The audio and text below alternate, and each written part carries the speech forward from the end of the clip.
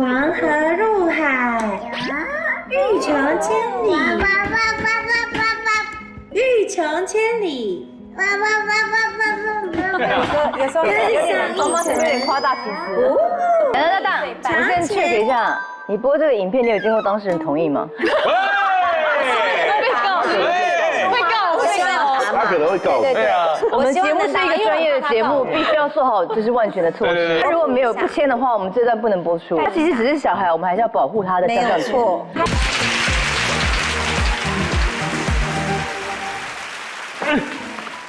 你现在公餐密啊？哈，小朋友有时候呢，就长大的速度太快了，你都不知道为什么他突然会讲出这种话。讲出像大人一般的话，是，甚至连我长大我都不太会轻易说出这样的话。你最近有遇到过吗？因为最近不是频频放台风假吗？对，最近刚好台风，就是昨天就是很临时的，就是放了台风假。然后其实家长像我这种就是不是真正的家庭主妇，我就觉得家庭主妇实在太厉害，是，因为我就必须从早餐做完之后，就再休息个2小时，就要开始备菜做中餐。然后中餐做完之后，又要休息个大概2小时，要备菜做晚餐。晚餐又来了。然后我本来是预计大概，通常我都是12点以前入睡。然后那天我要交代那个工作人员事情的时候，我本来想说，好吧，真的就10点半睡好，因为真的很疲累，右手也快废了，因为要一直在那炒，一直炒，一直炒。你是做大菜啊？没有，就是炒牛肉意大利面，牛肉意大利面啊，还有炒洋葱啊，咖喱饭要炒洋葱啊。然后我就在10点10分的时候，突然我从来没有那么困过，眼睛睁不开，我就说我要跟你讲的就是说，我现在很疲倦，但是什么，我也忘了后面讲什么。对。然后我就跟小朋友讲，没有跟工作人员讲，跟工作人员讲。然后我就想说，明天就是今天，还好我要来录音。结果又放了台风假，但是我就跟我的女儿说，不好意思，台风假虽然放了，但是妈妈今天要工作，所以我就没有办法帮你们煮3餐喽。然后你也知道我们家最淘气的那位小调皮，他说，那你为什么不在你出门上班前帮我煮个早餐呢？然后我就这样，因为煮早餐要吃饭团，所以你还得先指定吗？就是我自己做的饭团，就是你还得先提前起床煮饭。对。然后我就说，可是妈妈会很累哎。然后他只要看到我表情是弄得这样，他说怎么样？难道你是希望我没东西吃吗？你知道你这样是想饿死我，我可以告你哎。然后我说，小淘气要告你。我没有说要不给你吃，我只是说很累，你可不可以叫早餐？叫不到，对。我说今天会有人来接我，我说我请他帮你买个3角饭团，他说那你就起来做一下会怎么样？哇！但你最终结果你有做了吗？今天早上我做了，这就是妈妈，好妈妈哎。嘴上说不要，身体倒挺老实的。还是说，那他有给你很大的 respect 吗？就是我就做给他吃之后，我就一定要在旁边说，你咬一口，咬一口。他说现在很烫哎，我说好，可以吃了吗？他说他就一口，我说怎么样？他说我还没嚼，然后我说怎么样？他这样。然后我这样开心，是不是觉得你妈很有才华？然后就背着包包就很开心的去上班。上班去，哎呦！只是说他说要告我，我想说哪来的？对，是剧看太多还是什么？我不知道。OK， 所以我们今天就请来6位爸爸妈妈，也来分享小朋友什么时候突然讲出一个超级大人的话。欢迎6位来宾，欢迎小浩哥，哎，好久不见了，江美琪，美琪，大家好，还有雨梨姐、米晴。碰碰跟吴小可是我们的新朋友，没错，2位朋友。美琪是出新专辑吗？对，10月24号，然后上午11点正式上线新的专辑，距离上次已经6年了。这一次大概是什么风格？是像以前一样，我们可以去 KTV 大唱特唱的吗？也有很 K 的歌，然后这样很 K 的歌，很黑很好唱，很 K 很 K， 我觉得很黑，我以为是很 black， 对，很黑暗的，很 K， 就是大家很方便可以在 KTV 唱的。那就来一首很 K 的。但我今天没有唱很 K 的歌哎，我今天唱的是另外一首主打歌，你是要等一下阿月哥写的，张震岳写的。哇，是张震岳帮你写的。张震岳写的。什么风格？就是轻松，很轻松的。然后这首歌叫圆的，就是我觉得人生经历过很多不同的过程之后，你会发现人生就像是一个圆，你从起点到终点，又从起点开始，就是一个圆满的那种感觉。好。地球是圆的，海平线器是不是交界线？绕了好几个圈，心里面圆了几个谎言。我们的关系像不像摸不到的云和风？忍不住。抬头看着天空，原来你是一只紫蝴蝶。是不是很想喝一杯红酒？我anytime都可以。就是很轻松的一首歌。你既然知道主持人会想要听你的歌唱喝红酒，你干嘛？我下次应该要准备哎，不好意思，下一次我下次之后有演唱会可以再来，我再帮你准备红酒。你会有演唱会？对，在什么时候1月的时候，1月4号。 1月4号在哪里？在 Terra。Legacy Terra 新的场地哦到时候再邀请你们来看。好，一定要来哦，带徐老三哦，我想看徐老三。带徐老三的话，我就不去了。我帮你带。你在台上怎么帮我带啊？他可以跟我一起表演啊。徐老三，我真的觉得我每次看节目，我就觉得他真的是好酷的一个小孩。可以，我刚好想要女生。你现在来我家做客，然后跟他聊天，先相处看看。对，然后喜欢就把他带走了。试着煮一些东西给他吃，因为他对饮食健康跟美味度都要求非常高。天哪，那我第一关可能就不行了哎，因为我煮菜不好吃哎。这一关应该就不行了啊，所以我觉得你好优秀。我刚刚听讲说煮3餐，我觉得而且我3餐都是小孩吃完都是说，妈妈怎么那么好吃？然后徐老三还会吃完之后又从另外一头奔过来说，啊，已经没有牛肉了，因为是意大利面炒牛肉。他说没关系，我还要再夹。然后我说是不是觉得妈妈很有才华？然后他们就因为我二女儿就会说对，然后她刚刚就说，哎，你真的是很认真呢。对啊，我说我不是很认真，我是很有才华，又会主持，又会演戏，又会煮。我觉得光是煮饭这件事，我觉得真的竖起大拇指，就是因为太有才华，所以很累。完美，很用心。你只是在找借口回家。什么？才第一场哎。然后另外米晴也是出新专辑，你看这有板子的。米晴是单曲。跟我。因为我是隔了10年，更久，对，更久了。米晴，上一次不会还是团体的时候吧？对，哇，那就是真正的个人的单曲应该是第一次，10年了。10年以前都是3个人。对。哇，因为我2015结婚单曲是不是？对，这是单曲。有实体吗？没有哦，很科技。单曲而已，就各种平台都可以听得到。对，什么风格？这次也是慢歌，然后因为它的歌名是灯火嘛，它就感觉是一种，会不会是给大家感觉是有点寂寞啊，或者是那种对，有时候有一点寂寞，或者是事情没有很顺利、软弱那种时候，就是听这首歌，希望得到力量。所以它不是那种悲伤的歌，是有点振奋人心的嘛。它一开始有点感觉悲伤，可是到后面就觉得有一点正面一点点。直接唱来，让你下了啦，米晴。好，来清唱一下。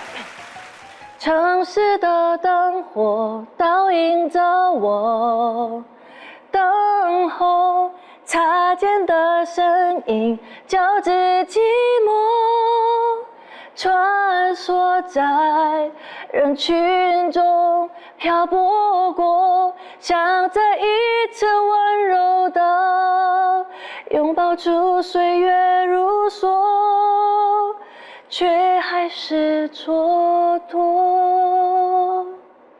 好听哦！而且米晴，你看她出道多久，完全没变呢。哦，真的，完全跟以前长得一模一样哎。还是很少女还是少女感。真的。我体力就不行了。然后 MV 已经上线了，我看到网友也给你很多正面评价，说哇，没想到这么好听，个人唱。可能大家没有认真听过我。只有个人的声音吧，不知道你的声音原来这么好听，谢谢。OK， 好，现在进入正题。但是我要怀疑的是，我们今天是要讲说小孩对，却有老灵魂，是。但是有没有可能大人有小灵魂？小灵魂，因为我觉得小哥还在穿童装，这你又长大了。我是穿什么衣服看起来都像童装。其实你8岁，对不对？只是你只是长得比人家高大，就是比较幼稚一点，心智差不多。就是我觉得就是因为我心智真的蛮幼稚的，所以我儿子有时候会突然很成熟。你儿子他几岁？他现在5岁。才5岁？对。然后大家也都知道我就是行动相当不方便，在家里面如果可以就是坐在沙发上可以不动，我就尽量不动。所以我就经常比如说就比如跟我儿子说，儿子啊，帮我拿一下水好不好？他要去拿水，然后过一下他就说，帮我放我就跟他讲帮我放回去，就放回去。我老婆突然跟我讲一个说什么去外面收衣服进来，叫你吗？对，叫我老公你帮我收一下衣服，然后我就不能动，我这样看一下我儿子，我儿子这样干嘛？我是收得到衣服哦，什么事情我都帮你做了，什么事情我都帮你做了，收衣服可以自己做了吧？我就好，我去收衣服，因为收衣服是很高吗？因为很高嘛，他没办法收到。收衣服叫5岁去是有点。对他真的勾不到吧？他勾不到。而且我觉得他前面这样任你指使拿水放水，我觉得很乖耶。很乖的，他很乖。然后但是有时候，比如说我跟他讲什么，他才会这样。然后或者是他妈妈叫我做什么，然后我就会看一下我儿子，他就这样。好啦，又是我去帮你做啦。哎呀，有一个痛风的爸爸真可怜。他会这样讲。5岁。真的，因为有时候带他去我们球队，然后球队那些球员也会，比如说亏我说什么，爸爸今天又痛风，爸爸今天又痛风这样，所以他其实就是可能因为真的我比较幼稚。所以他就变得很成熟，而且他就是贴心的照顾你，可是又要讲一些那种就是对，小大人的话，这是最成熟的地方，这才叫可爱，好不好？对，没有要告人呢。你在虐待儿童，我可以告你哦。那个才5岁啊，对，才5岁。所以你其他有更大的小孩吗？我们是6岁，你9岁的9岁， 9岁小学3年级，但他在。我那时候疫情的蛮长一段时间，因为我不在台湾，我在外地工作嘛，所以我以前在家里，我都基本上我东西都帮他照顾得好好的，所以什么洗碗什么所有东西。但是那段时间我将近有8个月的时间不在台湾，所以就是我先生跟小朋友相处在一起。结果那个8个月之后，我发现他学会好多技能哦。我觉得是因为家长，可能是因为我不太敢放手，我不在，然后因为男生可能带小孩就是比较随性一点这样。然后我回去之后，我发现像他那时候在幼稚园大班的时候，他就自己洗餐袋，然后就是他会煮早餐给他爸爸吃。幼稚园大班，我告诉你怎么用，因为他不会用火嘛，因为我跟他讲说大人在的情况之下，我们才可以用火。然后那时候他就是因为他爸爸有教他怎么用电锅，比如说蒸馒头、用鸡蛋，就是他会蒸馒头，蒸馒头，他知道水要加多少，他知道，就外面大概淋水耶，对，不用太，就是大概跟他讲。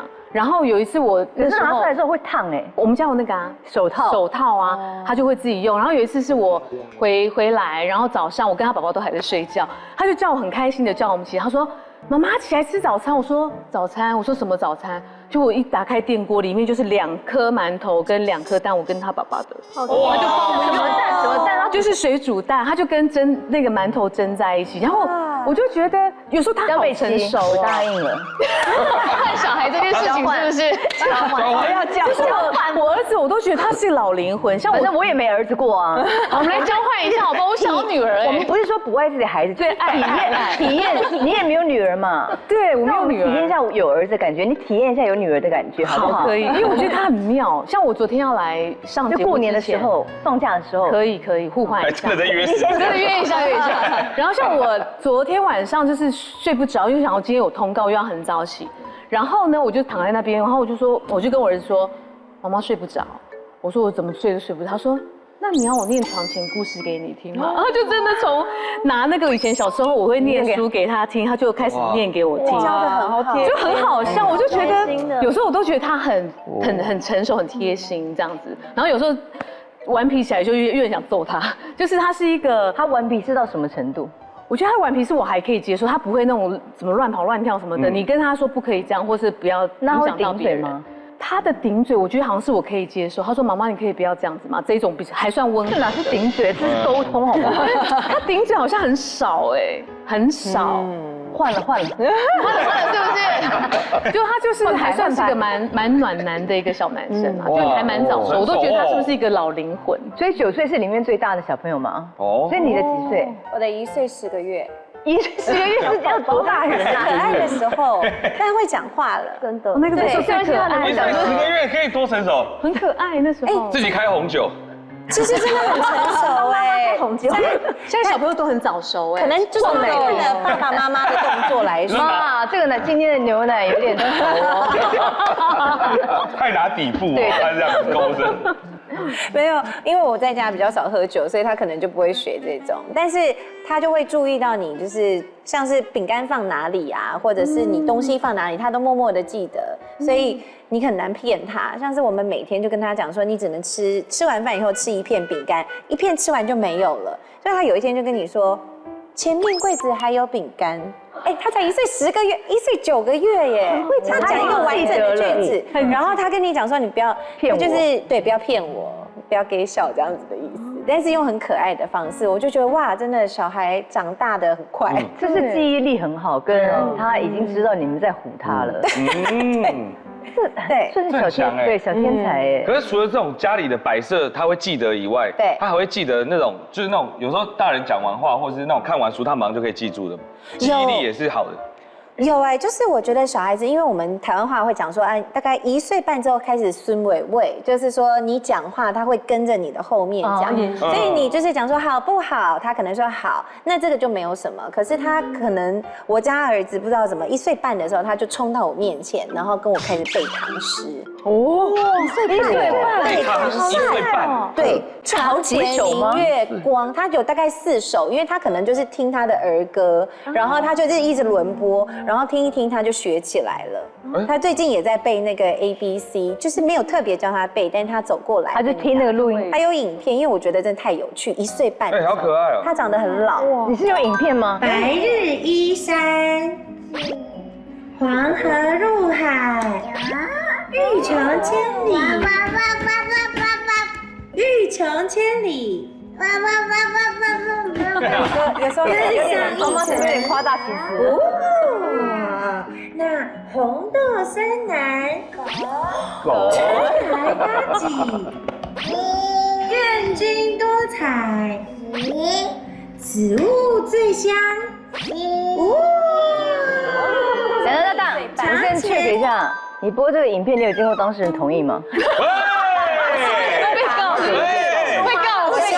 他可能会告你。对啊，我们节目是一个专业的节目，必须要做好就是万全的措施。我回去请他签个，你要对你请他签名一下，他如果没有不签的话，我们这段不能播出。带个指令，我回去问他其实只是小孩，我们还是要保护他的。没有错，还好，因为18岁前我们是监护人嘛，就监护有监护人决定吗？确定哈，所以他目前他还没办法抵抗。所以你说的突然背唐诗，但是他是接你最后唐诗的最后一个字，代表他是记得，可是他没办法就是完整念出来，可是接最后一个字。对，他现在可以了，但是那个是大概4个月前的，就他现在可以自己讲出来，整首了，就是念个2、3句可以，但是你说整首可能还是没办法。但是那时候我就觉得很吃惊，因为没有人认真的教他做这件事，纯粹让他看那些影片。对，所以我们就很担心说，就是自己有没有不小心讲什么话，他学起来。他们学习能力很快，越坏的学得越快，很强哎。小姐不犀利的 YouTube 居然开放会员了，只要加入会员的话，就可以得到我们的专属徽章，还有机会可以来看小姐不犀利的现场录影哦。只是还有机会而已，还有机会而已，反正就有可能。可能小孩几岁？6岁，刚上小1。哦，他有做什么事让你觉得就是其实他从小到大，因为我很爱跟他乱讲话，可是我觉得我都是有控制性的乱讲话啦，所以他什么叫控制性的乱讲话？就不说脏话，但是常常在说一些垃圾话，所以他可能就是常常会学。像我带影片过来看，就是我那时候我有教他去用水彩，然后就是在家里玩，然后我跟他说就是不能乱摸，如果你手上有水彩就不能乱摸。影片真的可以播吗？真的可以播吗？他确认的，有跟他确认过，本人他确认，你有问他？你有问他本人？有，我说妈妈他说可以吗？他说可以。OK 好。我跟你说一件事情，等一下呢，你的手手会有很多的颜料，请你千万不要擦哪里。答对。跟树盆。还有呢？跟墙壁。还有现在你做这个动作。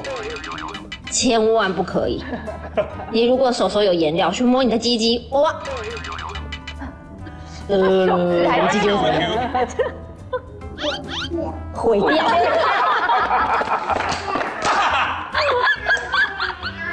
哎呦，毁掉，很大人的词哎，毁他顶多说变色啊或什么的，毁掉。什么说毁掉？我不知道，所以我觉得很好笑。而且他摸完之后，他自己还在幻想那个原料的。如果真的跟你讲的话，他在想象真定格，就怎么了这样子？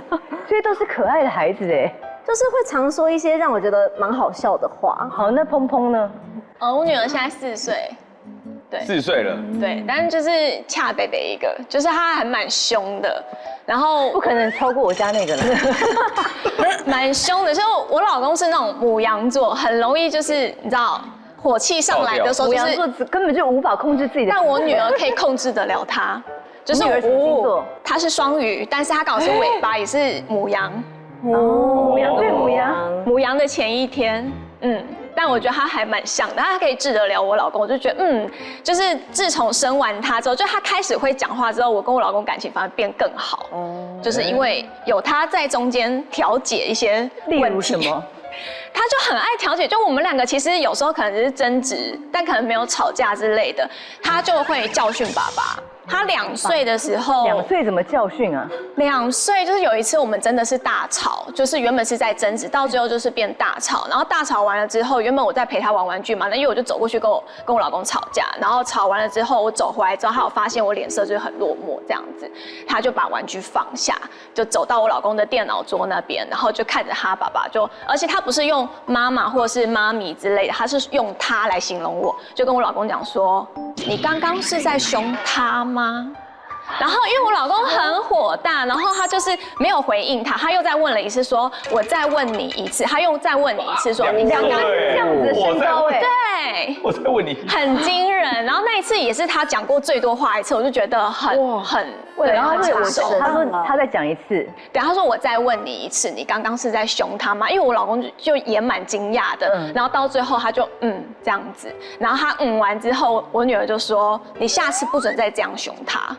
然后就走掉，这么完整的一句话，不准再这样凶他，不准再这样凶他。然后他走回来之后呢，他就摸摸我的脸说没事了。不可能！2岁的时候真的，2岁就是他开始语言爆发那个时候。我觉得你这个是孤儿院。对啊，因为那个他不是说言语，他是行径，这么成熟，对啊，他真的很成熟。我今天有一个影片，他就是每次我们只要稍微我老公音量大声一点的时候，他就觉得他坚持要站在我这边，他有一种保护的心态。哎呦，他比较喜欢你，对不对？还会狡辩，他现在4岁了嘛？然后有一个影片，他现在4岁了。我老公在睡觉，2岁在那边一直弄啊。你看我们去的时候等他就在那边弄，到现在他还没弄好呢。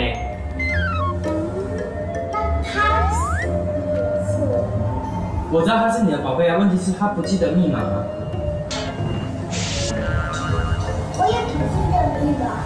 他在帮你讲话是不是？他在帮我讲话，然后讲完之后，因为他不知道讲什么，我老公一直碎念，因为我忘记网络银行的密码，然后他们陪我去，然后回来之后又忘记了，白跑2趟。对，然后我老公碎念之中，然后他就说，他就是要阻止他就说，可是他是我的宝贝。说你对，然后他就后来我老公又继续碎念的时候，他就偷看我，想说看我们在求救这样子，然后我就在偷看他这样，然后后来他就讲说，我也不记得密码。就他就觉得有什么，就是他要阻止他继续碎念。男生跟女生就不一样，像女儿她就会挡在老婆面前，然后讲话，然后像我儿子他就直接踹我。比如说我跟我老婆，儿子也是爱老婆，对，一定是这样。通常是站在妈妈。对，比如说我跟我老婆也是我比较大声还是怎么样，他就跑过来直接踹我，哇，然后就直接用踹的，然后这样很帅这样看我。对，然后可是那个是就是随便乱踹你身体，你是随便踹这样。可是你那么高，他踹也只踹到你的脚底板吧？没有，他小腿，他也蛮高，我儿子也蛮高，所以我儿子每次直接用踹的，用打的这样。然后可是那是我可能没有到真的很生气，一半生气的时候，然后我就会鼓励他，我说对，这样很好，只要有人敢欺负你妈妈，你就这样。好。然后有一次我是认真的发火，他还是很会看脸色。有一次我是认真的发火，然后那一次不知道我老婆是干嘛把我弄得真的很火，然后我又吼了我老婆一句，然后我儿子又冲过来这样准备要敲我了，然后我就这样看着他，我说你试试看，他手放在这样颤抖吗？突然转回去跟他妈说，你下次不要这样子。还是我会看脸色，脸色，就当我把那个好像可能跟裁判准备要理论的那个表情拿出来的时候，他就。小孩看得出来小孩看得出来真生气跟假生气，真的生气还是假生气？对，那米奇你的小孩嘞几岁？也是6岁，小1了。对，然后其实他也算是蛮体贴的小孩，可是就是偶尔他就是给我吓到。是儿子还是女儿？女儿。然后就是他就是很爱就是角色扮演啊那样子玩，然后就之前都是玩就是女生的芭比娃娃，然后就今年就是有拿到 Ken。就是男生的嘛，Barbie 的对 ，Barbie 跟 Ken， 然后因为他之前让我感觉他有一点很就是男孩子的身体跟女孩子的不一样，就是很有就是兴趣，就是很有好奇，然后我就也有买给他书说哦就怎么不一样，那女生你长大之后还是要保护身体啊什么，就是有教这一套。然后有一天他就要玩的时候，就是他要把那个 Ken 的衣服要就是脱掉，然后就要换一下，他就突然停下来，妈妈，你可以出去吗？我说啊，为什么？他说我要帮他换衣服。帮 Ken 吗？对 Ken， 我说哦好，然后我就先出去，然后因为门是开着的，然后我就稍微就是过了一段时间，他都很安静，说在干嘛啊？就过去看一下，他在用粘土帮他做机器。对，因为真实的 Ken 是没有的嘛。对。然后我就是一方面觉得很可爱，一方面就担心说这是很早熟吗？这个因为你有给他看书啊，他觉得他明明就是男生，为什么会没有？而且之前他那是今年嘛，然后他之前大概3岁的时候，幼稚园老师有说，因为他很好奇的小朋友。就那时候就可能男女小朋友就是小朋友就比较没有门，就是只有那个分隔什么的。然后他就有一天那个其他男同学就是尿尿说，这样子，然后看你说他们安静的像探头吗？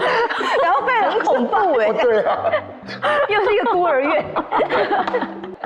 没有，观众朋友们，你们自己去查《孤儿院》是什么戏哈，很好看的电影，你们可以。他就很好奇，就是因为我们也没有其他的儿子什么的，然后可能一个女儿，他就觉得很好奇，说就是后来我就买书给他。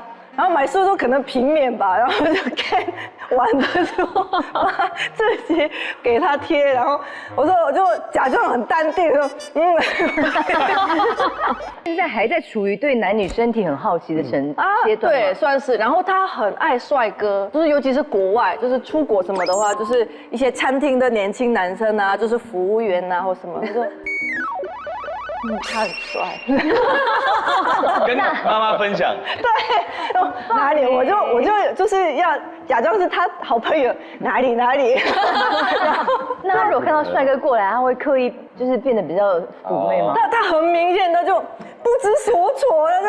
就已经开始会做错了，是不是？对，然后我就看着他说，完蛋了，之后我怎么办？我这个怎么叫啊？他就是恋爱脑开得很早的小孩，很早这个要稍微注意一点，他可能很早就会喜欢。就是我就觉得，因为我小时候完全这方面很慢，所以我就觉得哇，这么早，如果是很对恋爱脑或者是对异性就是比较，因为我也是偏早的那种小孩。那我可以问你怎么样的教育？就是只要有男生跟我表白，然后长得还不差，我就觉得说，一起试试看啊，因为就很想要体验什么手牵手啊、亲嘴的感觉。是啊。可是1个礼拜我就觉得，他怎么长得那么恶心啊？你很坏啊。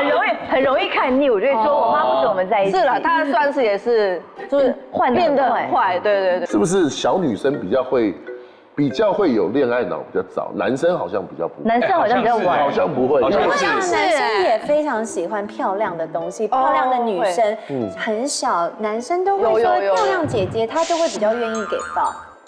不会吗？会，他们会喜欢给漂亮姐姐抱，然后比较不漂亮，他们就会就是比较不要。真的很过分，真的会，而且很明确，因为小孩都不藏。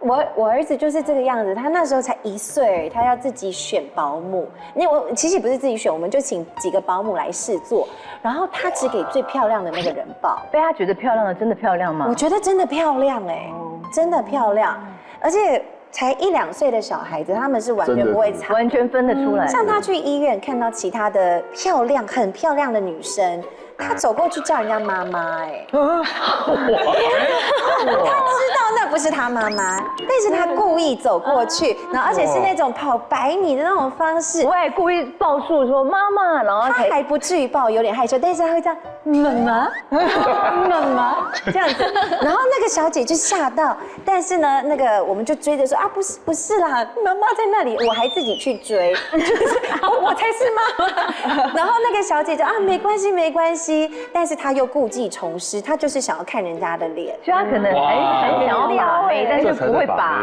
她就只好用这种方式。所以我相信小孩应该很小就会把妹，但我觉得小男生就是比较偏害羞的方式去表达，但是我发现小女生真的是很明显哦，小女生都不藏的。我女儿直接在校门口跟男生告白哦，同学，然后是我老公很惊讶回来，就是很惊讶，一直在跟我分享这件事情，因为就是他下课，因为他其实有一个很要好朋友，我们都一直以为是女生，因为他都说叫高，然后听起来就觉得名字很像蛮像女生的。不好意思，那个名字有可以公开吗？可以讲吗？高同学。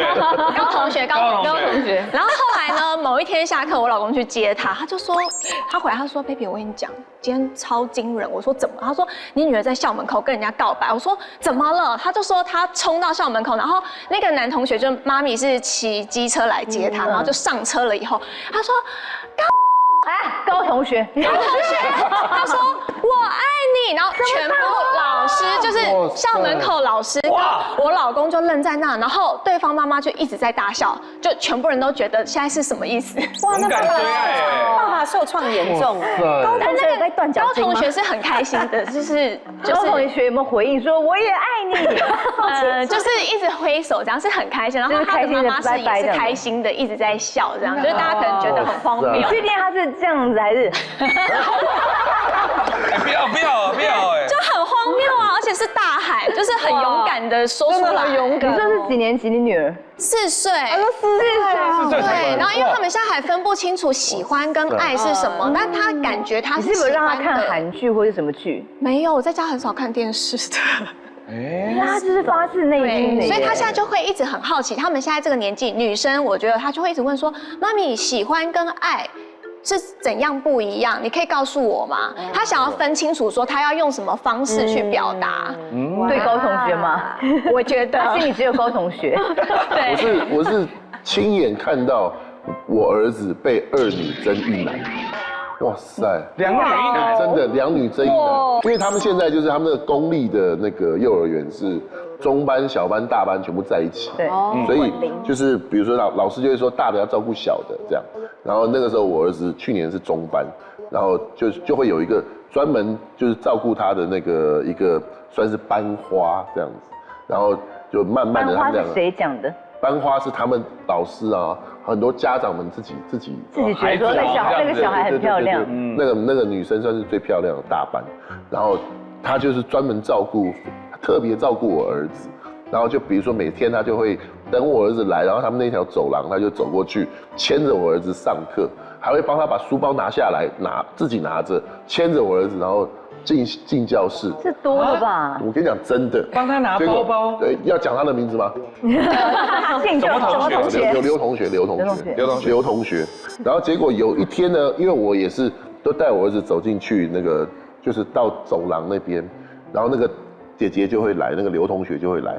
哎，今天刘同学他还没有来，他今天可能比较晚一点点走出来，就来了一位陈同学，一个妹妹，中班也是中班的。他就看到我儿子，他很开心，阿 Q， 来，他就牵着我儿子，然后要上去，对，然后走，刚好走到一半的时候，嘿，刘同学杀出来了，原配来了，原配来了，两个就在那个长长的走廊上面就碰到了，哇，然后那个刘同学，他算是班上最恰的女生，而且还是大班嘛，她又是大班大姐姐，她就这样。他就跟那个小三陈同学，他就这样子他也不讲话，他就手把他挡住，然后从那个他的手上把我儿子牵过来，然后把书包拿下来一样拿着，然后牵着我儿子，头也不回就直接上课。好霸气哦！我就在后面看着，一切都在我眼，就我这样看着他，然后反而是我儿子转过来，他就给了一个很莫名其妙、不知所措的眼神，这样看我，然后我就这样。那他有给陈同学一个抱歉的眼神吗？完全没有，他看都没有看眼。那陈同学就待在原地啊。陈同学就这样，就去跑去尿尿了这样。所以小朋友们除了那个行为啊，或者言语很成熟之外，你们最 care 小朋友的事还有什么？像我的话，我会觉得小朋友的那个皮肤啊，或他的那个状况，必须要特别的小心。因为我儿子就是让我真的是吓到。我儿子现在才1岁10个月，但是他那时候刚出月子中心的时候，刚出去他就立刻进加护病房10天。啊，加护病房真的是加护病房，然后你是要每天只有一个小小的时间才可以去看的。为什么？因为他整个人疑似是对那时候我帮他换的那个配方奶过敏，然后呢，整个腹泻严重到整个屁股都烂掉。我准备那时候的照片，他不知道，可能以后会生气这样。红红的，就是他那个红的地方啊，红，他那个红的地方是因为他整个皮外层的皮全部都没有了哦，他那个已经是变成真皮成那种你知道肉的啊。对，那都是肉的颜色，很痛哎。因为我就知道他的皮肤是这么的糟糕了，所以我就是想说，那真的不可以大意，所以我那时候连化妆品啊，我都不敢碰到它，自己都不敢保养。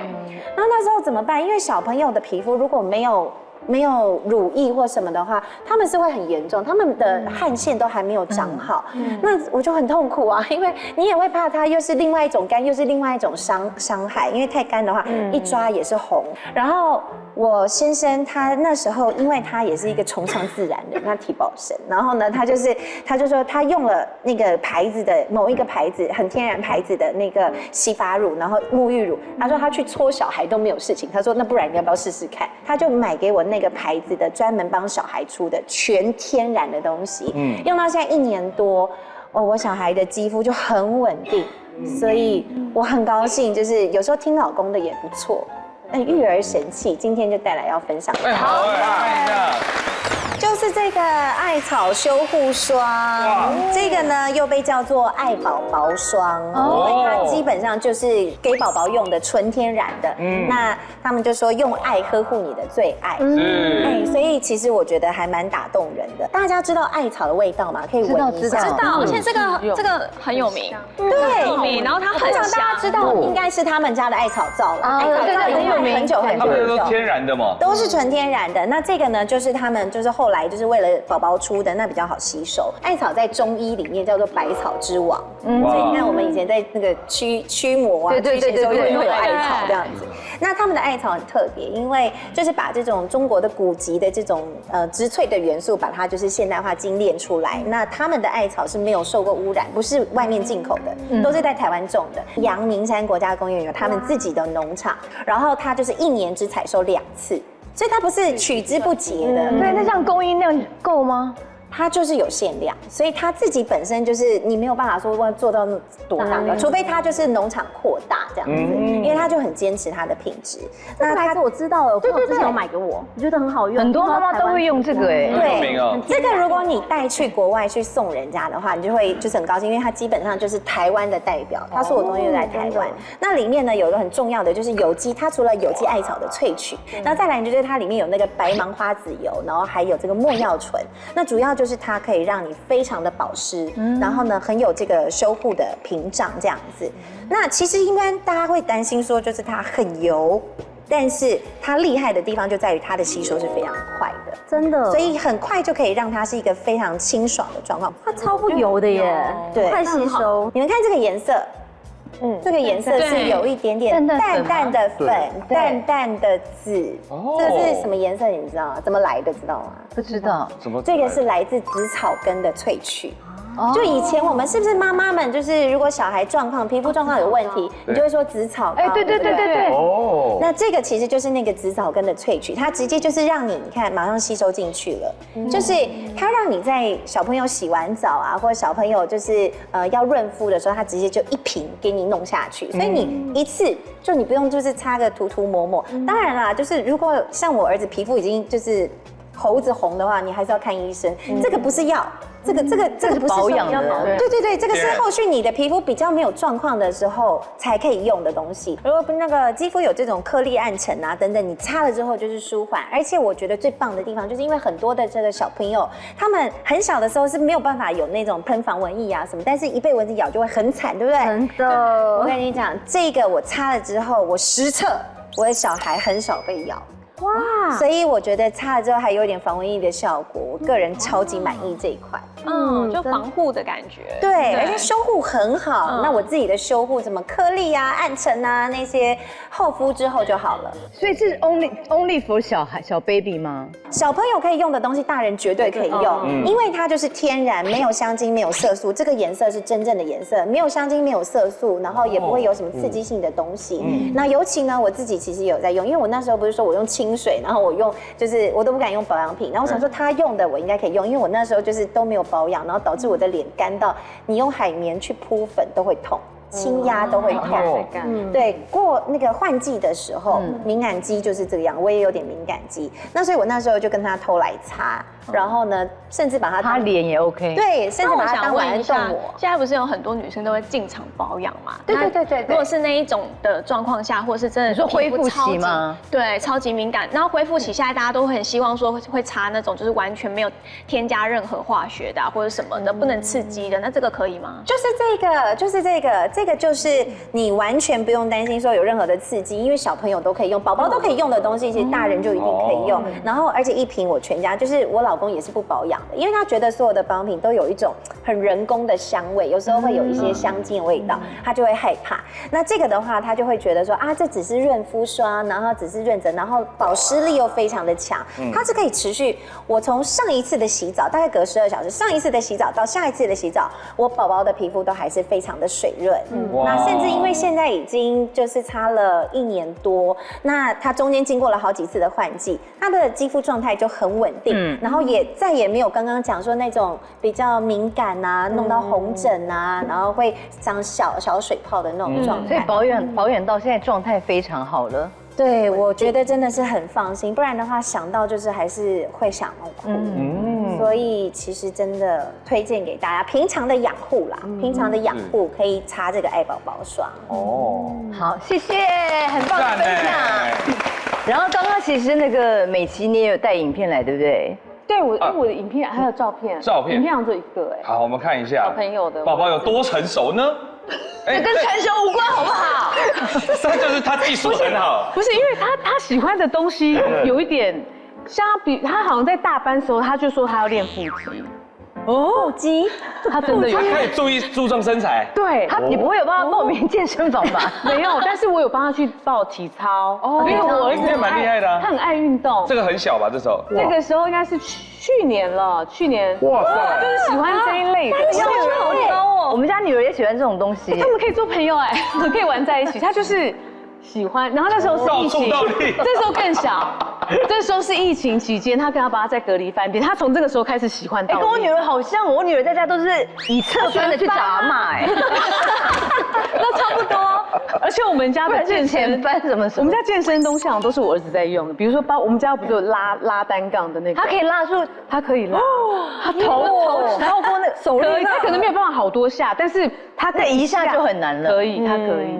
全部都是运动。对，我觉得带男生好辛苦哦。我有时候好羡慕那种带女儿的妈妈，就可以很优雅的喝咖啡。好，让你们看一下生女儿多幸福，真好啊。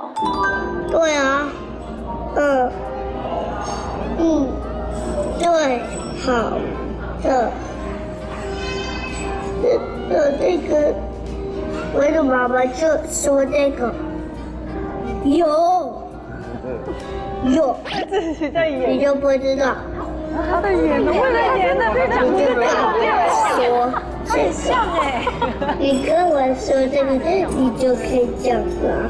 各位观众朋友们，我跟你们讲一个很可怕的事情，你们是不是觉得他跟父母，不管是爸爸还是妈妈，在电话上面的沟通很顺畅，觉得说这小孩不错，对，殊不知没有人在跟他对话。电话的那一头是空空的，我的爸爸，这是玩具，我是刚讲的。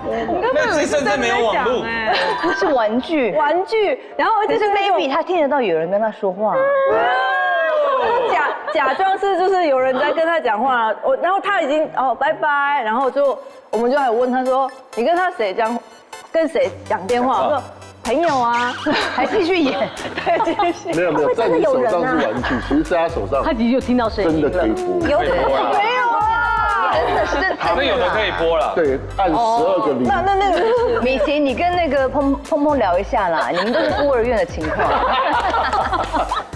好了，反正这总下全部听下来，我觉得其实都是可爱的。对啊，还没有有点小成熟都可以让爸妈有一个话题可以聊。真正说讲话很大人的，我想我今天是拔得头筹吧。恭喜你拿到这个对，殊荣，不开心，我要被告。